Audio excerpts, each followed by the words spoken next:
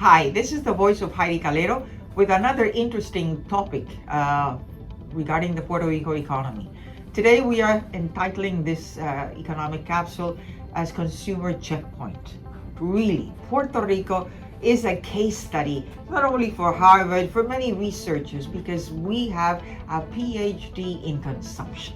And that's what I want to talk to you about, presenting it with the most recent, unfortunately they are 15 months old. That's the fiscal accounts, the national accounts for fiscal year 2021, which finished 15 months ago. Notwithstanding that, it really gives you a pause for thought, something that seems to be lacking in Puerto Rico.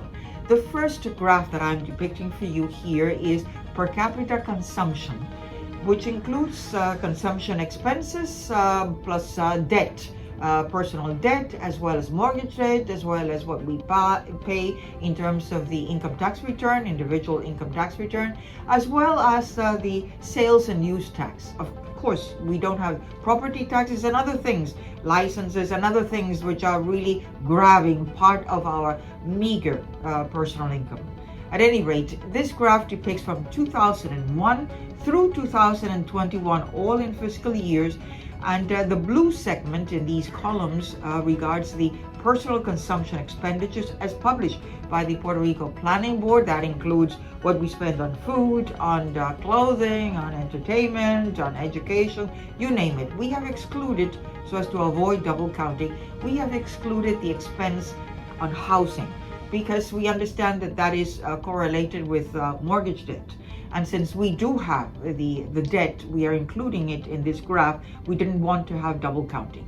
The orange segment is the personal debt. That is, the Office of the Commissioner of Financial Institutions publishes what individuals have posted in terms of their personal loans with the commercial banks, with credit unions, you name it, with their retirement systems. It's all included there. And then we added the mortgage debt, the outstanding mortgage debts of banks, which is really the core, even though we don't have it for the non-depository mortgage institutions. But the banks really represent the lion's share, so we have included that, and that's the gray segment that you see there.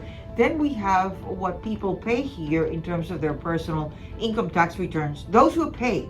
And then we have the sales and use tax, which started back in 2007 fiscal year.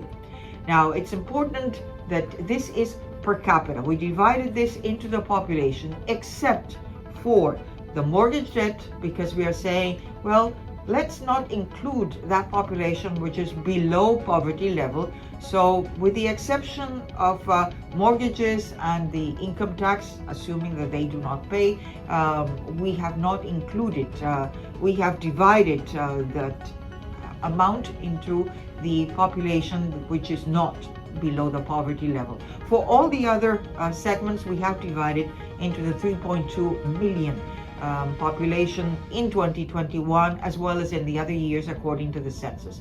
So back in 2001, we had sort of the expense, what we spent on consumption, including debt, payments of debt, $20,363, of which 44% was in consumption expenditures, except housing, as I said before. And then the personal debt, loans that we have, 37%, 14% was more or less the mortgages, and the 5% was income tax. 20 years down the road, we have continued increasing our personal consumption expenditures, which now account for a total of $33,000, more or less $26. Of that, 54%, more than half of all our expenses go into personal consumption. 34% goes into all these loans, which we have more or less maintained despite recessions, depressions, you name it. We are a great case study for consumption. We have a PhD in consumption.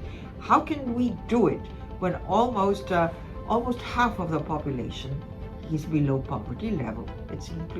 We are going to show you some of the components of personal income.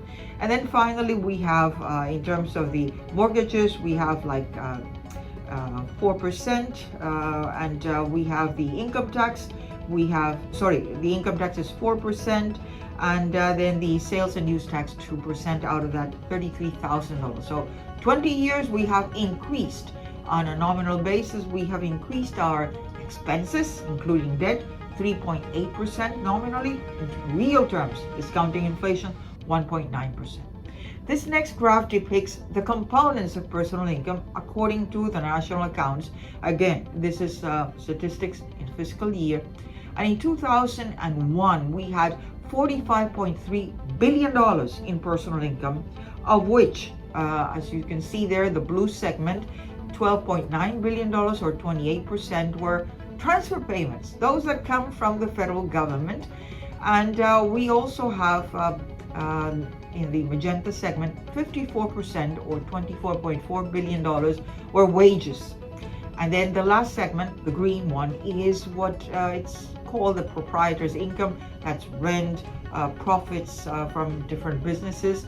And this is for personal income. Let's go 20 years down the road to 2021. Now we have $74.4 billion. On an annual basis, we grew this personal income 2.7%, but in real terms, it grew only 1.5% annually. Yet, transfer payments increased $28.5 billion or 38%, 10% more than 20 years ago. And wages have been going down, whereas before they were 54%, now they are 37%. And we also noticed that in proprietor's income, it has increased like 6% from 18 to 24%. So all in all, personal income, $74.4 billion. What is worrisome is these transfer payments. Of course, that includes Social Security, for which we pay, same as Medicare, but there is a big chunk that depends on Congress, federal funds which Puerto Rico does not control, and that is 38%, almost 40% of our personal income when we have so much in personal debt and personal consumption. Let's look at the consumer per capita as a percentage of income, and that is the first graph that I depicted for you. We now don't have the different segments, but we only put the total. And in 2001, as we said before, we had sort of expenses in consumption as well as in debt of $20,363 per capita. Now in 2021, it was $33,000. Notice how much that represents of our supposedly personal income, per capita personal income, and that's 200% in 2001. How could we spend twice what we receive in personal income? Either we have national accounts very badly trying to account for the personal income statistics, or we have a large underground economy, or we are really magicians in terms of spending more than we receive in income. In 2021, it's 162% of our personal income when we have expenses of $33,000, and that's 162% of our personal income. It's above our personal income. How can that be? Well, we have negative savings rate, as I show here in this last graph. At a national accounts, Puerto Rico as such has negative savings rate. You know, we don't have a free lunch. At some point in time, Puerto Rico has to really think through this. You who are listening to me as an individual household, as a business, we have to really get cracking on a situation that is not sustainable. Puerto Rico cannot continue just depending on federal funds for everything, from a hurricane to rebuilding our electrical grid to really taking care of our poor. Puerto Rico has big challenges. We need to focus, especially because we are just at the forefront of a global recession, which is really anticipated for the next 6 to 9 months. We have global inflation, and we have interest rates that are going up and skyrocketing as we speak.